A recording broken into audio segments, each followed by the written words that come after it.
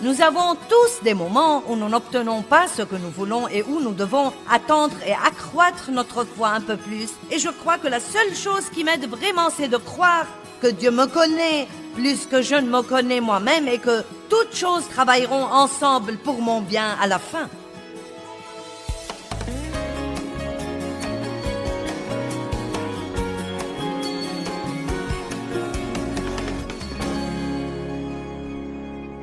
Je crois que nous avons tous un peu plus de crainte que nous le croyons. Il y a certainement les grandes craintes que nous reconnaissons et que nous essayons de combattre. Mais je crois qu'il y a beaucoup de petites choses qui se sont infiltrées dans nos vies pendant une longue période de temps et nous ne rendons même pas compte qu'elles sont là. Mais une des craintes que nous avons et que nous ne considérons être une crainte, c'est le doute. Et vous savez, le doute est un parent qui est très proche de la crainte, et nous pourrions même dire que c'est un type de crainte. Et je ne crois même pas que nous doutons de Dieu, mais je crois que beaucoup de fois nous doutons de nous-mêmes. Nous croyons que Dieu peut certainement faire quelque chose, mais nous ne sommes pas sûrs qu'il le fera pour nous. Nous croyons que Dieu parle aux autres, mais nous ne croyons pas qu'il nous parlera. Nous croyons que si nous demandons à quelqu'un d'autre de prier pour nous, Dieu l'écoutera, mais nous ne sommes pas tout à fait sûrs qu'il nous écoutera. Je vais donc vous parler ce soir du doute de beaucoup de façons différentes. Et j'espère qu'au moment où vous partirez d'ici ce soir, vous vous sentirez beaucoup mieux que vous ne l'étiez quand vous êtes venus. Et je prie que vous apprendrez des choses qui vous aideront à avoir une relation avec Dieu bien meilleure que celle que vous avez en ce moment. Je crois que Dieu admire la hardiesse. Je crois vraiment que Dieu admire la confiance hardie, pieuse et courageuse. Et quand je dis hardiesse, je ne parle pas, vous savez, de l'attitude, je peux tout faire. Je parle de l'attitude, je peux tout faire par Christ.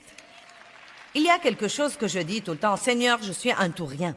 Je suis tout en toi et rien en moi-même. Je ne peux rien faire sans toi, mais je peux tout faire par toi. Donc la confiance pieuse est la confiance en Dieu. Ce n'est pas la confiance en soi, mais c'est la confiance que vous pouvez et que vous êtes capable. Vous pouvez faire un pas de foi et être hardi et faire tout ce que vous devez faire. Et sachez que le seul moyen d'avoir ce genre de confiance, c'est de ne pas craindre d'avoir tort ou même de faire une erreur. Si souvent, nous craignons tellement de faire une erreur que nous ne faisons pas un pas de foi pour faire quelque chose. Je suis sûre que d'entre les 12 disciples qui étaient dans le bateau quand Jésus est venu marchant sur la mer, d'abord ils étaient effrayés, ils l'ont vu. Ils n'ont pas su que c'était Jésus marchant sur la mer. Ils ont cru que c'était un fantôme. Ensuite, ils se sont rendus compte que c'était Jésus. Et Pierre a dit, « Seigneur, si c'est toi, ordonne que j'aille vers toi sur les eaux. » Eh bien, je parie que les autres 11 auraient aimé sortir de la barque aussi, mais pour une raison ou pour une autre, Pierre était le seul qui avait la hardiesse d'essayer. Et il a marché sur la mer un moment et il a coulé parce qu'il a eu peur. Mais la bonne nouvelle est que Jésus a étendu la main et il l'a saisi.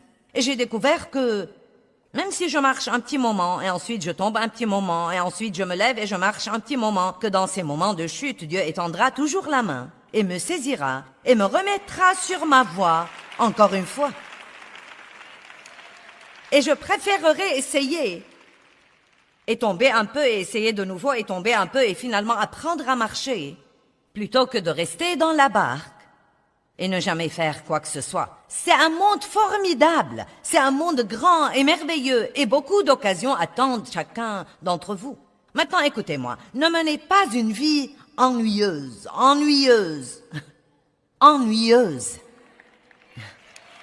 Vous m'avez entendu? Eh bien, je suis si ennuyé. Si vous êtes ennuyé, je suis sûre que c'est de votre faute. Et cela vient en grande partie d'être tellement accro à la sécurité que vous continuez à faire la même chose bête, ennuyeuse, sûre, maintes et maintes fois.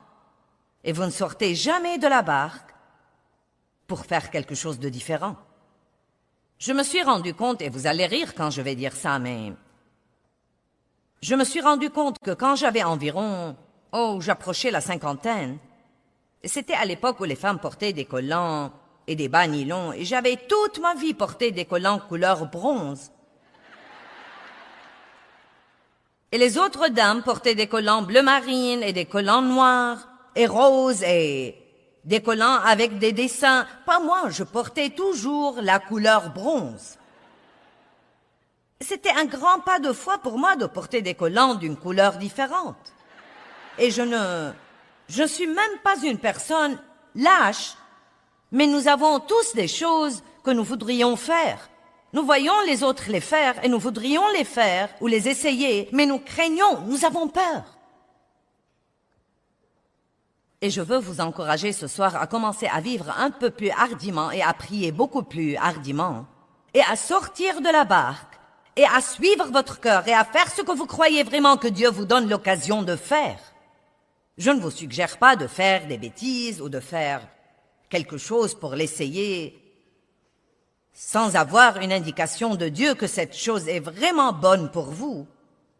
Mais je crois vraiment que Dieu veut que vous ayez tous une vie beaucoup plus merveilleuse que celle que vous avez. Je crois qu'il vous réserve une vie grande, vaste et merveilleuse. Vous savez, Pierre a fait beaucoup de choses stupides. Non mais des péchés stupides de manière spectaculaire. Mais une des raisons pour lesquelles Dieu a continué à travailler avec Pierre, bien sûr, était qu'il l'aimait, mais deuxièmement, Pierre était vraiment hardi. Je crois que Dieu admire la hardiesse.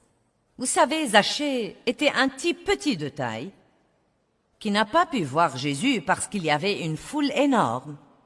Mais il était hardi, il a couru devant la foule et il est monté sur un arbre pour voir Jésus. Et ce qu'il y a d'intéressant, c'est que quand Jésus est passé, Zachée a attiré son attention et Jésus lui a dit « Descends vite car il faut que je dîne dans ta maison. » Pourquoi d'entre tous ces gens est-il allé dîner dans la maison de Zachée? Eh bien, il était le seul qui est monté sur un arbre.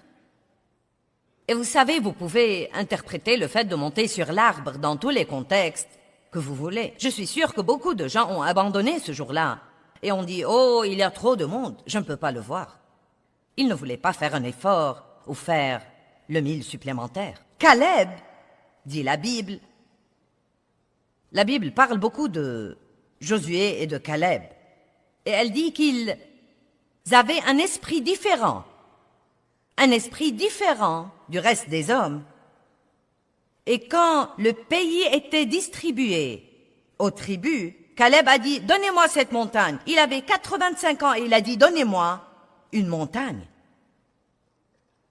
Êtes-vous prêt à prendre une montagne à 85 ans ou vous êtes trop vieux pour démarrer quelque chose de nouveau? Je sais que vous n'êtes pas tous dans la catégorie des plus âgés, mais vous y serez tôt ou tard. Et vous ne devez pas avoir une mauvaise mentalité là-dessus. Vous n'êtes jamais trop jeune ou trop vieux pour faire quelque chose de grand pour Dieu. Il n'est jamais trop tard pour commencer de nouveau. J'ai dit, il n'est jamais trop tard pour commencer de nouveau. Pour vivre hardiment, nous devons marcher dans la foi, mais le doute est toujours envoyé pour combattre notre foi. Rappelez-vous que le doute est un type de crainte. La crainte est envoyée pour combattre notre foi, mais bien des fois cette crainte vient sous forme de doute. Ai-je pris la bonne décision? Je ne sais pas. Je ne devrais pas faire ça. Je sens plutôt que je devrais le faire, mais je ne sais pas. Et nous vacillons, et nous vacillons, et nous vacillons. Quelqu'un ici s'est jamais lassé de l'indécision? Tôt ou tard, vous devez prendre une décision et essayer quelque chose. Et j'espère qu'elle sera bonne, mais si elle n'est pas bonne, ce n'est pas la fin du monde. Au moins, vous avez appris à ne pas faire ça de nouveau. J'ai appris beaucoup de choses en les faisant mal d'abord et en découvrant plus tard comment les faire comme il faut. Regardons Romains chapitre 4 à partir du verset 18. Une histoire bien connue d'Abraham. Je crois que je l'ai partagé dans un autre contexte dans ma dernière conférence, mais il va si bien ici, je dois la partager de nouveau. Car Abraham, n'ayant plus de raison humaine pour l'espérance, a continué à espérer dans la foi qu'il serait le père d'un grand nombre de nations selon la promesse de Dieu. Dieu lui avait dit « Ta descendance sera innombrable ». Eh bien, le problème avec les descendants était qu'ils n'avaient même pas d'enfants. Il ne faiblit pas dans la foi en considérant l'impotence absolue de son corps, qui était quasiment mort puisqu'il avait près de 100 ans, ou en considérant l'état de mort du sein de Sarah. Il a vraiment considéré ça, il y a vraiment pensé, il a vraiment regardé, mais il croyait toujours que Dieu était plus grand. Mais regardez le verset 20. Ni l'incrédulité, ni la méfiance ne l'ont amené à hésiter, ni à mettre en doute la promesse de Dieu. Il ne dit pas que le doute et l'incrédulité ne se sont pas présentés à lui. Il dit qu'ils ne l'ont pas amené à hésiter. En d'autres termes, je crois qu'Abraham avait tellement de foi en Dieu que quand le doute est venu, il a douté de ses doutes. Donc la prochaine fois que vous sortez de la barque pour faire quelque chose et que le doute vient, dites « Je doute de ce doute. Je crois à Dieu et je doute de mes doutes. » Vous devez vous rappeler que le doute essaye de vous embrouiller et de vous voler.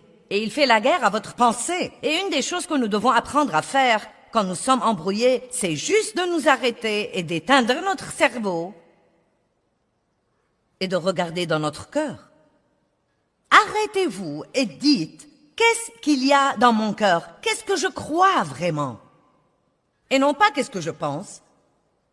Qui sait qu'il y a une grande différence entre ce que vous pensez et ce que vous croyez?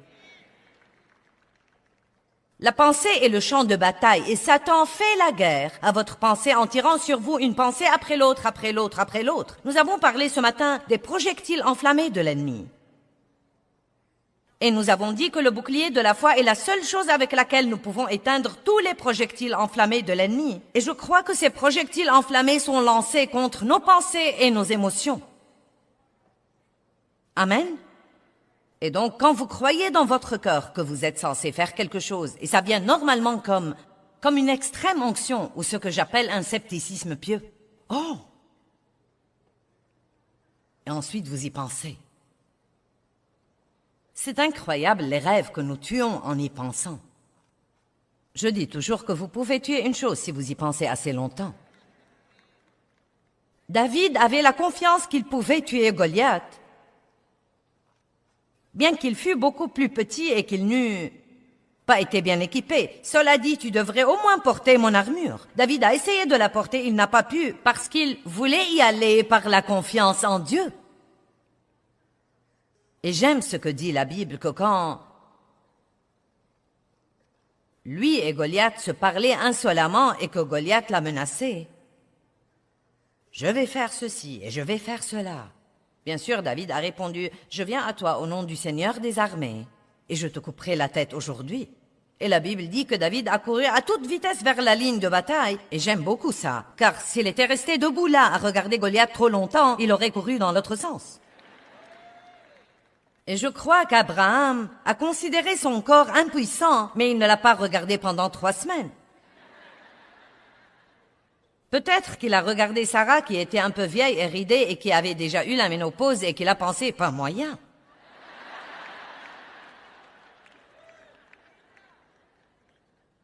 Donc la Bible parle de ce doute et de cette incrédulité et nous devons comprendre quand nous lisons ces histoires que c'était des gens réels. Je crois honnêtement que beaucoup de fois, nous lisons les histoires de ces gens dans la Bible et nous ne nous rendons pas compte qu'ils étaient des gens réels comme nous.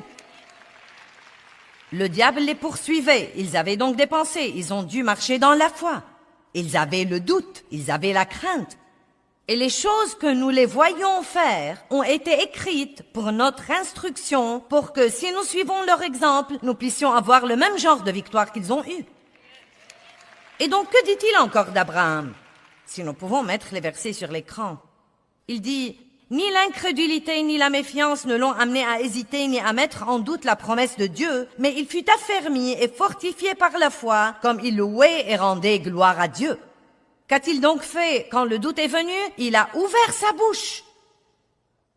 Et qu'est-ce que la louange? La louange, c'est raconter une histoire sur la bonté de Dieu.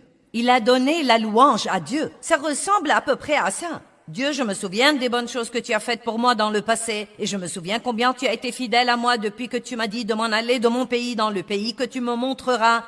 Et je t'ai vu faire ceci, et je t'ai vu faire cela, et je te loue Dieu de ce que tu feras ça encore une fois. Le doute ne peut pas vous amener à vous effondrer si vous ouvrez la bouche pour le combattre avec les paroles de la foi.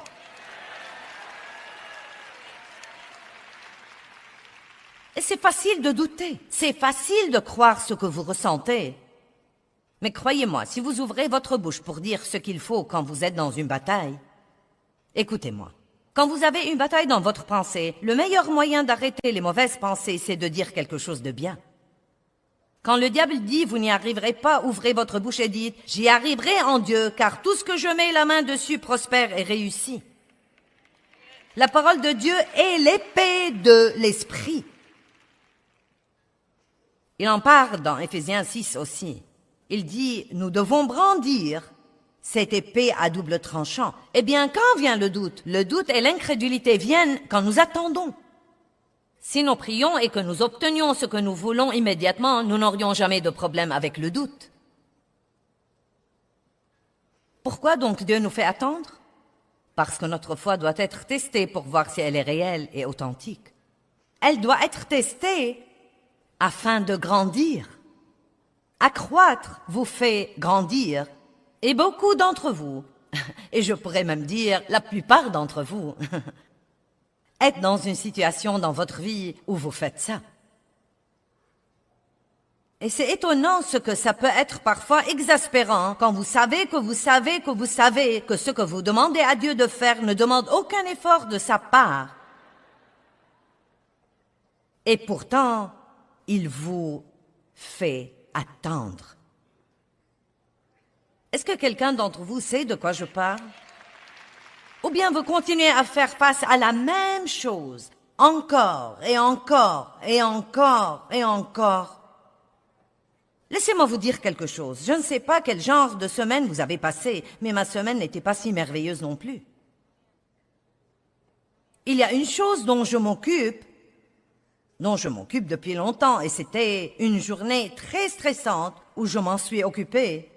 Et voilà, après m'en être occupée pendant presque 4 ans, j'ai eu un exaucement et un bon rapport. Mais attendez. Le même jour, quelque chose d'autre est survenu que je croyais être résolu. J'étais sûre qu'il était résolu. Je jouissais de ma paix. Je remerciais Dieu pour la victoire et tout le gâchis a recommencé de nouveau. Nous avons tous toujours quelque chose pour nous exercer. J'étais plutôt contente de prêcher la foi ce week-end. Car si vous n'en avez pas besoin, ça m'aidera à moi. Nous avons tous des moments où nous obtenons ce que nous voulons et nous avons tous des moments où nous n'obtenons pas ce que nous voulons et où nous devons attendre et accroître notre foi un peu plus. Et je crois que la seule chose qui m'aide vraiment, c'est de croire que Dieu me connaît plus que je ne me connais moi-même et que toutes choses travailleront ensemble pour mon bien à la fin.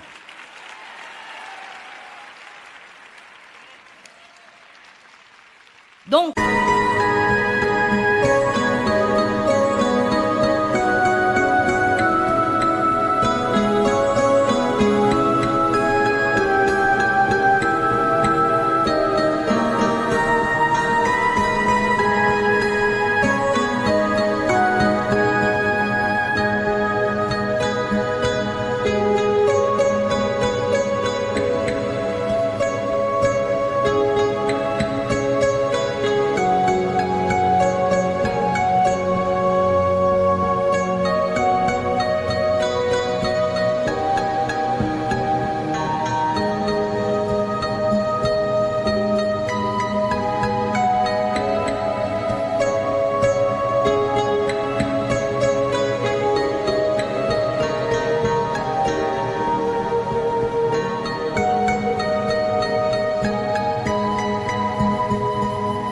quel que soit ce qui vous attend et aussi dur que ce soit, quand vous êtes dans ces moments où vous êtes si lassé d'attendre et que vous voulez juste dire de votre bouche « Je ne peux plus faire ça désormais » au lieu de dire ça.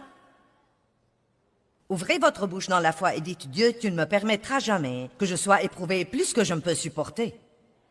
Si je ne pouvais pas supporter ça, tu ne l'aurais pas laissé arriver. Et je sais que tu ne tarderas pas un seul jour. Exactement, au bon moment, mon exaucement viendra. Le doute vient pendant les périodes d'attente. La Bible dit dans Hébreux 10, 35 et 36 que nous héritons les promesses de Dieu par la foi et la patience. Non seulement la foi, mais la foi et la patience. Le mot grec pour la patience dit que c'est un fruit de l'esprit qui ne grandit que sous les épreuves. Donc nous libérons notre foi, puis nous avons une épreuve. Nous libérons notre foi, puis nous avons l'opposition. Nous libérons notre foi, puis nous devons attendre beaucoup plus longtemps que nous ne le voulons. Et pendant ce temps, nous acquérons la patience. Donc, nous ne recevons jamais l'accomplissement de notre foi, à moins d'avoir aussi la patience avec ça. Et la patience est non seulement la capacité d'attendre, mais encore la façon dont nous nous comportons pendant que nous attendons. Et vous pouvez raccourcir votre attente de cette façon.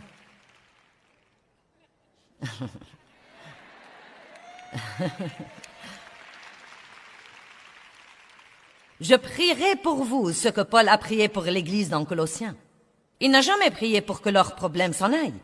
Pas une seule fois vous ne trouvez Paul prier pour que les problèmes de n'importe quelle Église s'en aillent. Il n'a jamais prié ça, pas une seule fois. Mais je prierai pour vous ce qu'il a prié pour les Colossiens. Je prie que vous puissiez supporter tout ce qui vous arrive de bon cœur.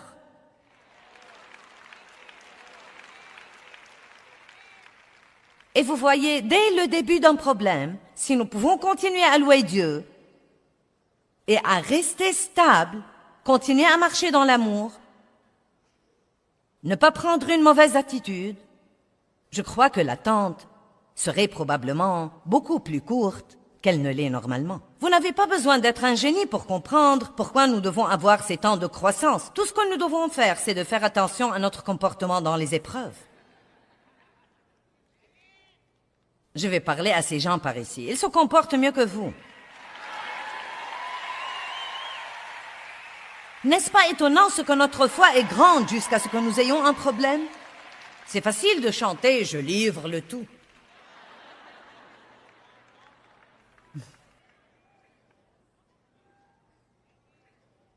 Exode 13, 17, je veux que vous regardiez quelque chose que je trouve intéressant. Lorsque Pharaon laissa aller le peuple, Dieu ne le conduisit point par le chemin du pays des Philistins, quoique le plus proche, car Dieu dit « Le peuple pourrait se repentir en voyant la guerre et retourner en Égypte. » En d'autres termes, ce qu'il dit là, c'est que Dieu les a conduits exprès par un chemin long et dur. Pourquoi? Parce qu'il dit qu'ils n'étaient pas prêts pour la guerre. Pourquoi devaient-ils être prêts pour la guerre? Parce que Dieu voulait qu'ils entrent et possèdent le pays. Mais si vous étudiez le mot « posséder », il veut dire que pour posséder, vous devez déposséder les occupants actuels. Donc, quand Dieu les a envoyés dans la terre promise, il ne les envoyait pas dans un endroit où il n'y avait pas d'ennemis, c'était plein d'ennemis. Il allait y avoir guerre après guerre, après guerre, après guerre. Ils ont dû prendre Jéricho, ils ont dû prendre une ville, après l'autre, et Dieu a dû les laisser errer là-bas, avoir leur mauvaise attitude, murmurer, se plaindre, ronchonner, tout critiquer, être impatients, vouloir revenir en Égypte, car quand ils étaient d'abord sortis, ils n'étaient pas assez forts pour entrer et posséder ce pays et faire face aux ennemis qui y sont. Et beaucoup d'entre vous ont de très grands rêves dans votre cœur et des choses que vous voulez faire, et vous ne comprenez pas pourquoi Dieu ne les réalise pas. Peut-être que vous n'êtes pas encore prêt à faire face aux ennemis auxquels vous devriez faire face.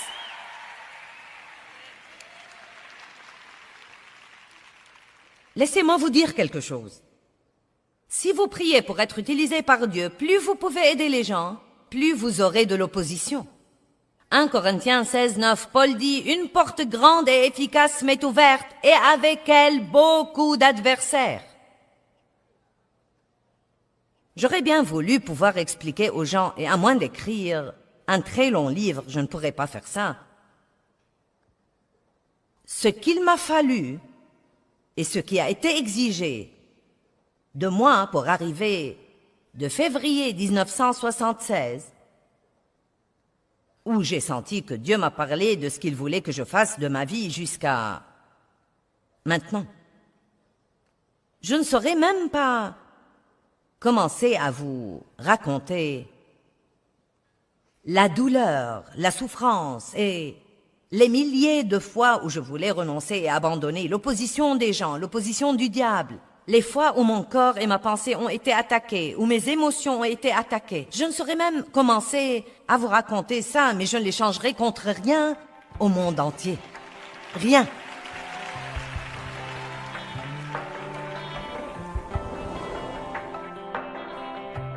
Eh bien, je veux...